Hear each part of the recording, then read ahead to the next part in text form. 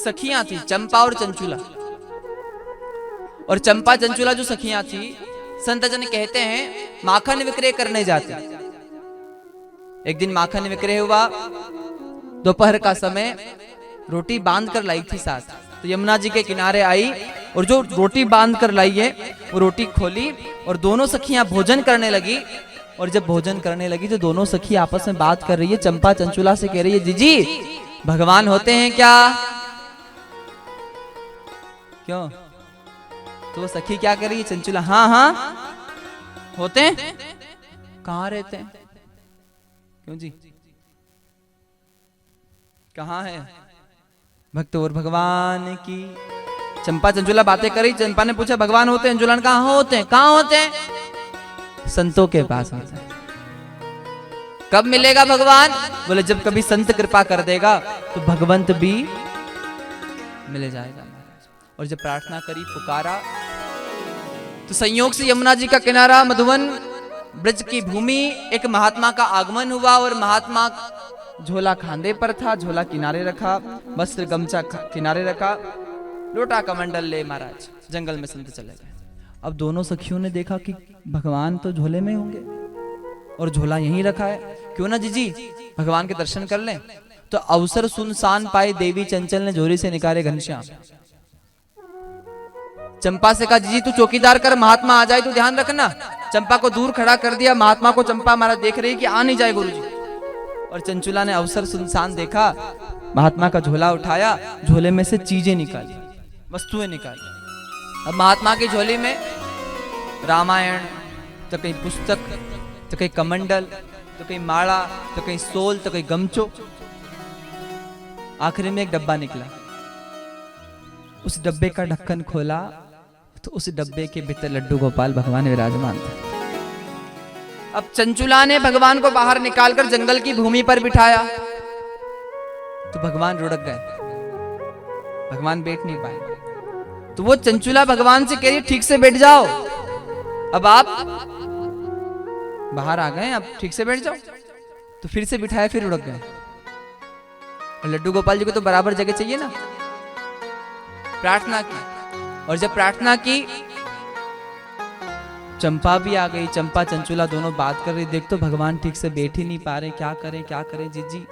और जब दोनों लड्डू गोपाल को देख रही है तो वो दोनों आपस में बात कर रही है। ऐसा लगता है कि इस महात्मा ने भगवान को डब्बे में बंद करके रखा तो भगवान के हाथ पैर टेढ़े कर दिए, हाथ पैर ठीक नहीं हो रहे भगवान। अवसर सुनसान पाए देवी चंचल ने झोली से निकाले घनश्याम, और देख बाल रूप बिन बोल ही बिठाए वसुदेव दुलारे हैं। प्रभु पद कमल पद पंकज देख क्रोध में आवचन उचारे हैं। अरे डिब्बा में राखी राखी कोमल श्री श्याम जू के हाथ पैर नुगरे ने टेढ़े कर डाले हैं, हाथ पैर टेढ़े कर दिए। वो दोनों सखियां माखन, मटकियों में माखन था, मटकियों से माखन निकाल के भगवान की कलाइयों में माखन लगाने लगे। चिंता मत करो आप ठीक हो जाओगे, चिंता मत करो आप। और हम लोग मंदिर जाते भगवान से कहते प्रभु हमारी चिंता ठीक कर देना, हमारी विपत्ति हर लेना। और भगवान भक्तों से कहता है आप लोग चिंता मत करना, मैं तुम्हारे। आज वो गोपियां कह रही है तो चिंता मत करो, हम ठीक से माखन की दवाई कर देंगे तो आप ठीक हो जाओ। और दोनों आंखों से आंसू बहा रही है। और क्या कह रही है? लड्डू गोपाल मेरा लड्डू गोपाल, लड्डू गोपाल मेरा लड्डू गोपाल मेरा लड्डू गोपाल, लड्डू गोपाल मेरा लड्डू गोपाल। छोटा सा है लल्ला मेरा करतब करे कमाल, छोटा सा है लल्ला मेरा करतब करे कमाल। लड्डू गोपाल मेरा लड्डू गोपाल, लड्डू गोपाल मेरा लड्डू गोपाल। राधे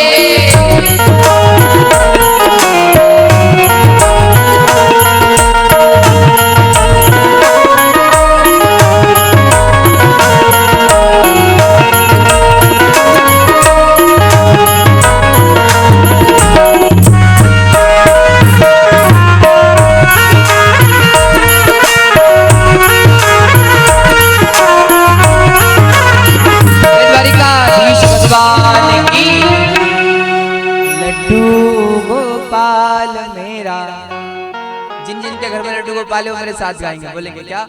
लड्डू मेरा लड्डू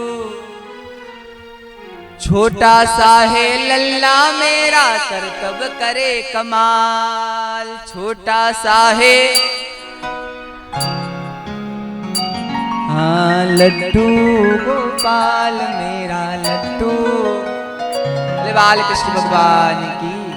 और बड़ा सुंदर, ये गोपियां भाव में रो रही है। अब पता नहीं लड्डू गोपाल ऐसे ही होते हैं, पर ये तो कह रही है भगवान ठीक से खड़े हो जाएं तो हमारे मन को शांति मिले। और आज आंखों से आंसू बहा रही है। और माखन की मालिश करी जब होए भाव विभोर, तो हाथ पैर दो कर दिए सीधे नंद किशोर। भगवान खड़े हो गए। दोनों गोपियों ने भगवान की खूब सेवा की। संयोग से महात्मा आ गए। अब उन महात्मा को आते जब गोपियों ने देखा तो भगवान से कहा, प्रभु हमने दर्शन कर लिए हैं, अब ऐसा करो आप वापस से डब्बे में बैठ जाओ। तो वापस झोला रख दे। तो भगवान को डब्बे में बिठाया तो ढक्कन नहीं लगेगा। कहां से लगेगा? क्योंकि बैठे थे तो ढक्कन लगा हुआ था। अब भगवान तो अब ढक्कन लग नहीं रहा। वो केरी गोपियां प्रभु विराज जाओ, महात्मा क्रोध करेगा। तो ही भगवान नहीं बैठ रहे। और जब भगवान नहीं बैठ रहे, महात्मा ने आकर देखा भगवान स्नान किया यमुना जी का, वस्त्र धारण किए, आकर भगवान को स्पर्श किया महात्मा ने। और जैसे ही स्पर्श किया भगवान सिकुड़ गए, जैसे किसी शिक्षक को देखकर छात्र सिकुड़ जाता है? उन गोपियों को लगा कि ये महात्मा भगवान को, भगवान देख तो जी अपनी बात तो भगवान ने मानी नहीं। और महात्मा ने जैसे ही हाथ लगाया भगवान सिकुड़ गए, बैठ गए। ऐसा लगता है ये महात्मा भगवान को डराता होगा, भगवान को पीटता होगा। और वो दोनों सखियां महात्मा से कह रही, निगुरे तो ये दया नहीं आए? तो भगवान को, महाराज तेरे कारण भगवान भय मानते। निगुरे तो ये दया नहीं आए? साधु बणियो आतताई, जाने कबसु डब्बा में राखे शिशु कनाई। तो ये दया नहीं आए? तो इसे दया नहीं आती? महात्मा ने उन गोपियों की बात सुनी, अनसुनी की, और महात्मा झोले में भगवान को रखते और महात्मा वहां से आगे बढ़े। और आगे जब महात्मा बढ़े, ध्यान देना, बोलो भक्त और भगवान की। तो जब महात्मा आगे बढ़े तो महात्मा भगवान से कह रहे हैं, आपके लिए त्याग परिवार, इतने दिन वेश वैराग में कूदे भय, आपके लिए मैंने पूरा परिवार छोड़ा। हे नारायण, त्याग परिवार, इतने दिन वेश वैराग में कूदे भय, घर परिवार संसार रिश्ते नाते तोड़कर हे कृष्ण मैं आपके लिए सन्यासी बना। और प्राण उदान कोमल कंठ में मुदे भय, हे कृष्ण मैंने आपके लिए आपका नाम हर समय कंठ में धारण किया, हरे कृष्णा गाया। और त्याग परिवार, इतने दिन वेश वैराग में कूदे भय, और कोमल कंठ में नाम मुदे भय, और तीर्थ और मठ मंदिर में ध्यान धरे धरे मुदे भय, पर मेरे लिए टेढ़े के टेढ़े रहे और अबला अनजान पे सूदे भय। जिसने कभी भोग नहीं लगाया, जिसने कभी नाम नहीं लिया, उनके लिए सीधे हो गए। और मुझे तो आज तक दर्शन नहीं दिया। तो भगवान कह रहे, जो टेढ़ा होता है ना, उसके लिए मैं टेढ़ा होता हूँ। और जो लोग सीधे होते हैं, जो सरल होते हैं, उनके लिए मैं सरल सीधा हो जाता हूँ महाराज। ये भाव है। यशोदा मैया के यहाँ भगवान आए तो इनकी सरलता थी। ब्रज में भगवान आए तो उनका भोलापन था। ब्रज के लोग बड़े सीधे थे, बड़े भोले लोग थे। और जो सीधे सरल लोग होते हैं, उन्हीं के बीच भगवान कृष्ण प्रकट होता है महाराज। जो बुद्धि चलावे नहीं ज्यादा, उनका बीच कदी नहीं आवे भगवान। बोलो भक्त और भगवान की।